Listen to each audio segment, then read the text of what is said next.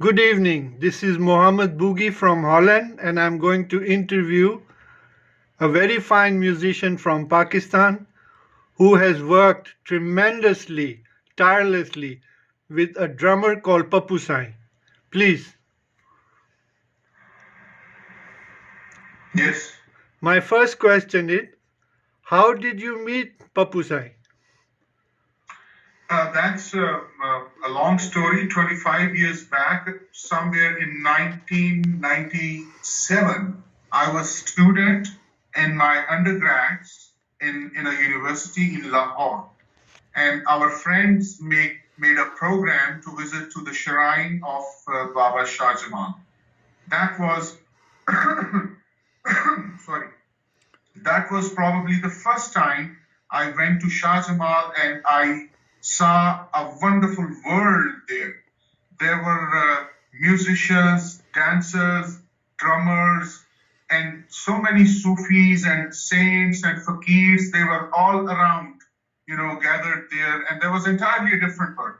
And there, from some higher place, I looked down to the courtyard of Baba Shah Jamal, where I saw thousands of people are gathered, and a drummer is amusing them with the wonderful skills of his drum beating and whirling around, taking the drum, whirling around, and that was very fascinating. I mean, I never had seen that before in my life.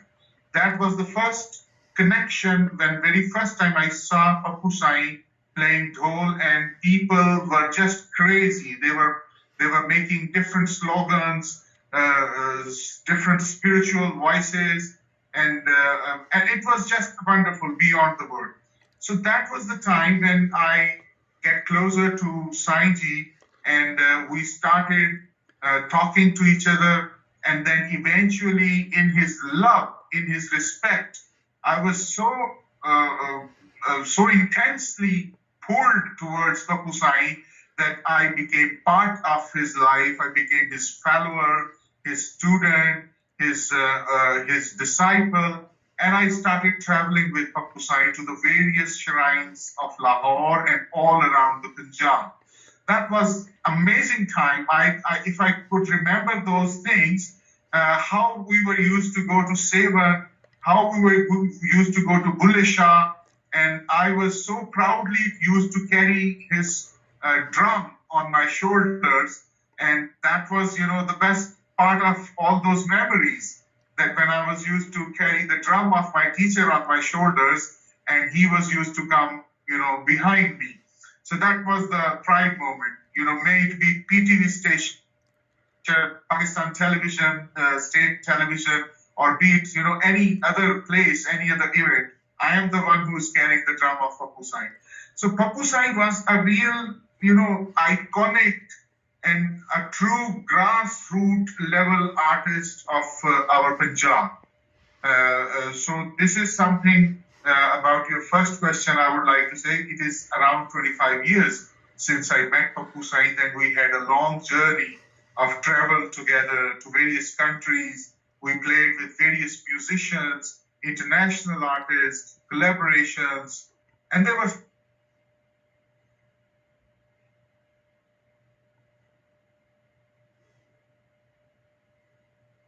Please carry on because I think the voice is interrupting.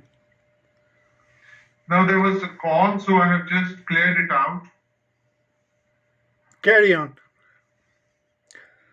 So this is regarding the first question. Yes, I have a lot of things to tell you about further Sainji.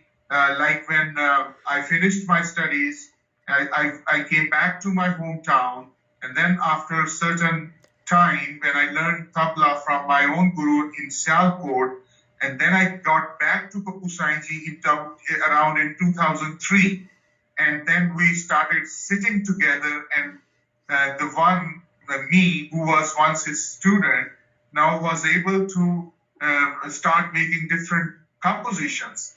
And we worked together. I would say sometimes it was used to take the whole night to carry on, to keep doing the same goal, the same composition, and practice and all the time.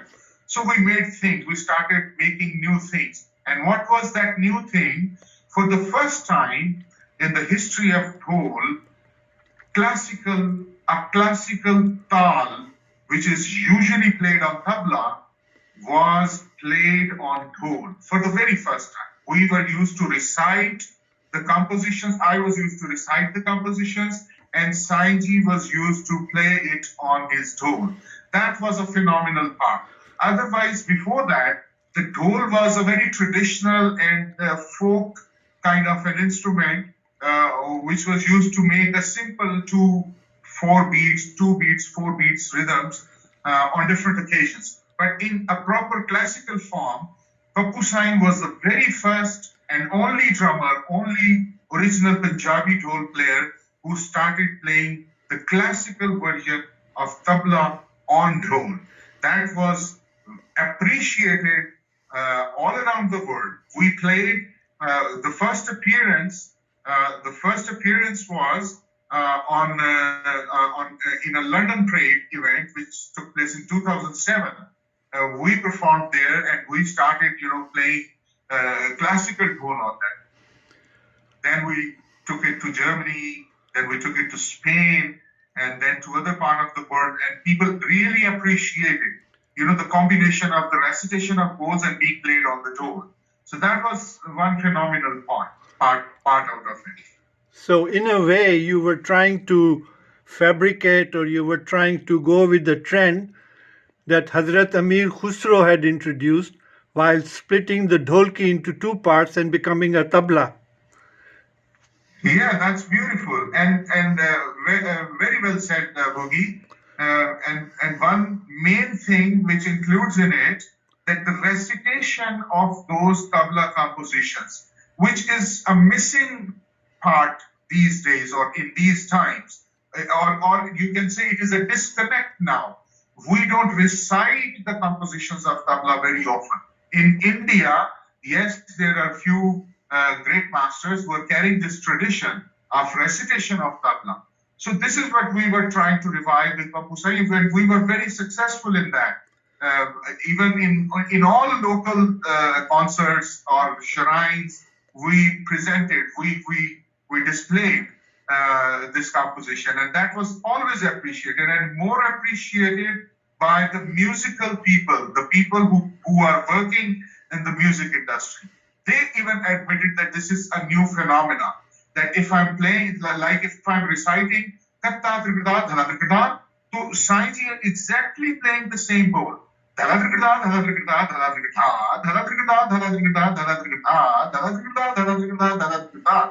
generally these are played on tabla, but on dhol exactly we were used to play this, and Sainji was used to play on dhol. So it was so interesting that hundreds of the dhol players then started copying those compositions, and now they are playing it. I see many dhol players off and on different events, and they come to me and they tell us that this is what Sainji played in that event. So we are also now playing the same composition. So it was spread of this style, or this, this barge, we call it. What was the role of Ustad Tafu and the role of Khadim, the old drummer of Hazrat Baba Shah Jamal? Have you seen Khadim also perform? No, I have not seen Khadim, but I have heard a lot. In the early days, when I was used to go to Shah Jamal, there were many people, the Dhamaal dancer, who were used to talk about Khadim, that he was a very good dhol player. He was used to come from Faisalabad probably every Thursday, and he was the master drummer of the shrine. So at that time, Pappu Sain was used to play on a upside story of that shrine. But then after the death of the other older drummer Fazal, then Sainji became, the main drummer or the master drummer, and then another story started from there. And on the other side, you were talking about Ustad Tafu Khan Sahab. Ustad Tafu Khan Sahab, as such, does not have a direct link with this whole phenomena, because he is entirely busy in his own commercial song making and all these things in film industry. So yes, many times, one thing yes I would like to share that Ustad Tafu Khan Sahab was used to love a lot Pappu Sain. He was used to say कि ढोल का Pappu Sain, ढोल का ताफो जो है वो Pappu Sain है. Yani the Pappu Sain is the tafo of Dhol, because tafo is also no doubt one and only in the world. So I personally have seen once Tafo Sahab called us for a small take in his one of his songs, and the singer was, I still remember, Noora Lal. She's a very good singer, and we went there. Tafo Sahab received us very respectfully, and he introduced with all his sons and musicians. And then he very respectfully took Pappu Sain to the mics and just asked Pappu Sain to play certain beats, which Sainji did very quickly. Within like 10 minutes, it was all over. And then again, the same, in a very same respect, he immediately paid him whatever, his payment was for that little piece. And he very warmly offered his gratitude to Pappu Sain, acknowledging that otherwise Tapo Sahib himself is a big man. All that very well. And generally it is perceived that Tafo brothers, or particularly Tafo Hasa, they always show cold shoulders to any music fellow or whatever. But in case of Pappu Sain, yes, he was very respectful. I remember that very well. Also, I would like to request you some memories of my kid brother, Buddy, that you went on a world trip or probably to Europe with him and you took Pappu Sain with you. Yeah. It is fact that Pappu Sain took me with him to all the countries. And yes, you talked about Faizan. Wonderful memories with Faizan in the last tour, particularly to Germany. It was a government organized festival. It was a 4-day festival, and we had one particular day, and the day was associated with the name of saints and singers. That was the day, and that took place in Bochum. It was a beautiful small little city. Faizan took us there. Faizan was a man who took not only Pappu Sain but hundreds and thousands of our artists, and those artists which were always a sort of neglected class of the musicians from the very basic roots of Pakistani streets. He took people to world level. I had very warm feelings with him in the last. We had a very close interaction. He was a wonderful man, and we really enjoyed that tour. Unfortunately, right after that tour, he just left us. But yes, there are incalculable contributions by Piruz and particularly Faizan Pirzada. We miss him, honestly. He was a wonderful soul. Yes, one of the great finds by Pirzadas is Saint Zuhur. Yes, true. I said there were many. If you start taking, making a list, you will find dozens and dozens of great names. They came from those platforms. You also have a very unique style of singing. Your recital of ancient wordings is so immaculate, and I really enjoyed your small setting or sitting rather with Pappu Sain, and one of his colleagues was playing a sort of jaltarang with glass. That was very touching. What was beautiful. what was the occasion? I don't exactly, I'm not taking that particular time, but I tell you that we had some amazing contributions in terms of collaborations. For instance, we couldn't play with him, but he was a die-hard fan of Pappu Sain, and he's an international figure in the world of rhythm, and that is Pete Lockett from UK. He's a wonderful drummer. He always wanted to come to play with Pappu Sain just because of the security issues in those times. Generally, artists could not come to Pakistan, and that big festival, the Pirus festival, that also almost vanished. Almost it has gone now. Otherwise, I have witnessed more than 1,500 artists are being managed, are being brought to the country, to the stages, and 7 days long, amazing, unending activities of music and theater and performing arts. So unfortunately, that has all gone. But coming back to Pappu Sain, yes, we had interactions, we had collaborations. A few I remember. Peter Panke from Germany, wonderful festival organizer, musician, book writer.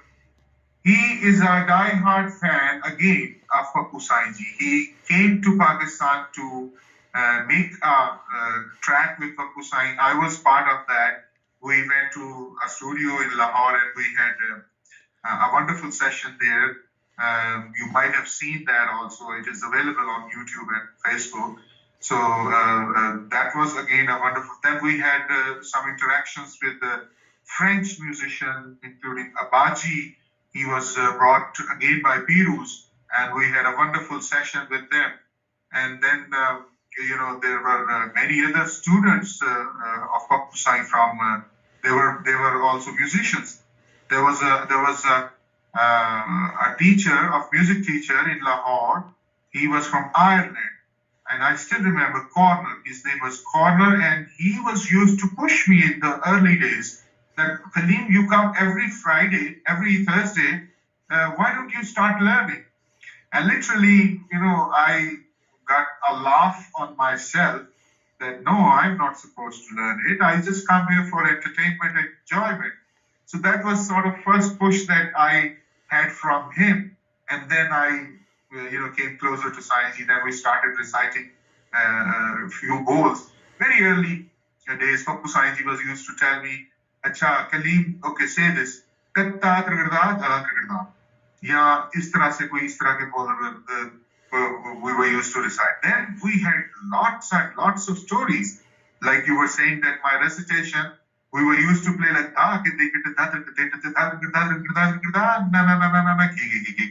so it's exactly same words were pronounced on Dhol. So we would like to have maybe some other session when I will specifically be talking about the compositions of tabla, how are they made, what is the language, how the syllable, small little syllables are being made, and then words, and then phrases, and then stories. It's amazing work. It is an amazing application of mathematics. Yes, So definitely. Definitely, we will do that. Let's take a short break now because it is our first session and I will not prolong for more than 20 minutes. And then I come back to you. Okay, fine. Thank you. So are we continuing?